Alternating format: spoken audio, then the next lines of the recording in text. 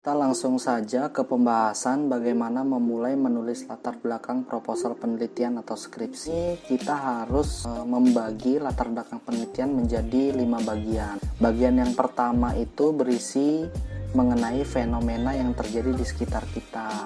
Pada bagian yang kedua, kita menjelaskan beberapa penelitian yang sudah pernah dilakukan sebelumnya terkait dengan isu atau masalah yang kita teliti pada penelitian sekarang. Lalu pada bagian yang ketiga, kita melakukan mapping antara penelitian terdahulu dengan penelitian kita saat ini.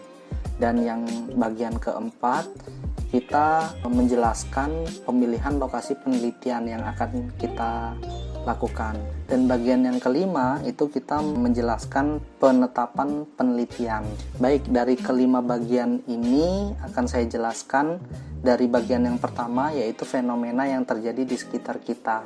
Nah, pada bagian ini peneliti dapat menjabarkan isu atau masalah yang ada di sekitar masyarakat yang dapat diteliti. Jadi semakin menyentuh kepentingan masyarakat luas, maka semakin menggugah untuk diteliti. Jadi mungkin itu prinsip dasarnya bagaimana kita menjabarkan fenomena yang terjadi di sekitar masyarakat pada latar belakang proposal penelitian kita.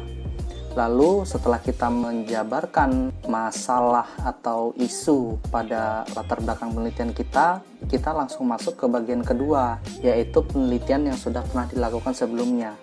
Jadi pada bagian ini itu kita menjelaskan bahwa penelitian kita saat ini didukung dengan adanya beberapa penelitian terdahulu yang membahas topik yang sama, sehingga hal tersebut meyakinkan bahwa penelitian kita akan dapat dijadikan sebagai rujukan pengembangan dan perluasan pengetahuan pada topik yang kita teliti.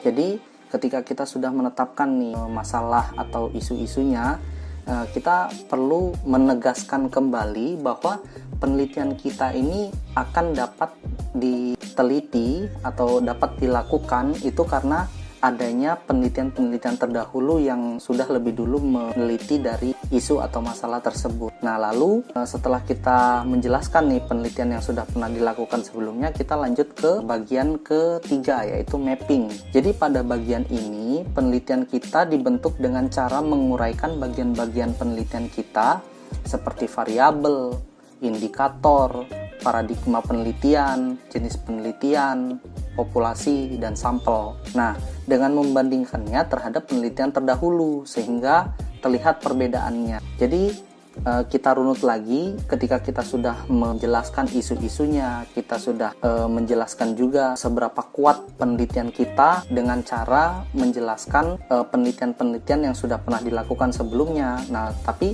kita juga perlu menguraikan bagian-bagian penelitian kita itu dan membandingkannya dengan penelitian-penelitian terdahulu, karena prinsip dari penelitian itu adalah kita tidak boleh sama ya.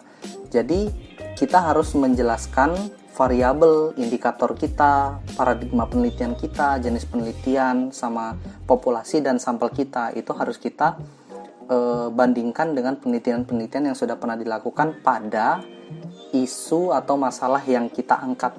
Nah, jadi di mapping inilah kita bisa melihat persamaan dan perbedaan penelitian terdahulu dengan penelitian saat ini. Jadi itu salah satu cara untuk menghindari plagiat.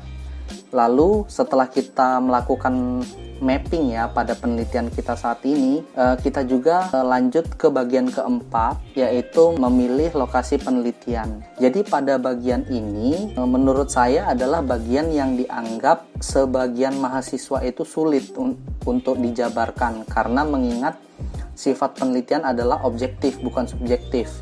Pada bagian ini peneliti diminta untuk menjabarkan kenapa memilih objek penelitian ini secara objektif.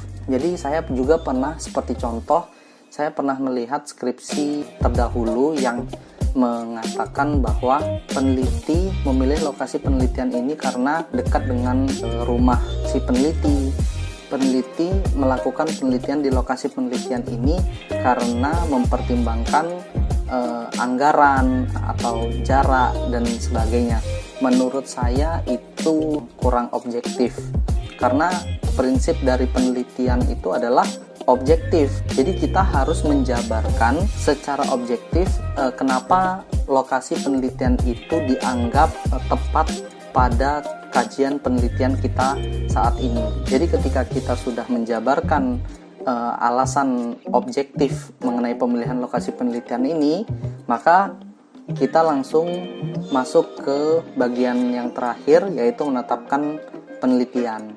Jadi pada bagian ini peneliti diminta untuk menegaskan kembali bahwa berdasarkan latar belakang yang dijelaskan dan perbedaan antara penelitian terdahulu dengan penelitian saat ini, serta pemilihan lokasi penelitian yang dianggap tepat untuk diadakan penelitian, maka peneliti tertarik untuk melakukan penelitian dengan judul bla bla bla bla. Nah, jadi pada bagian ini kita hanya menegaskan kembali berdasarkan uraian latar belakang dari bagian pertama sampai bagian keempat.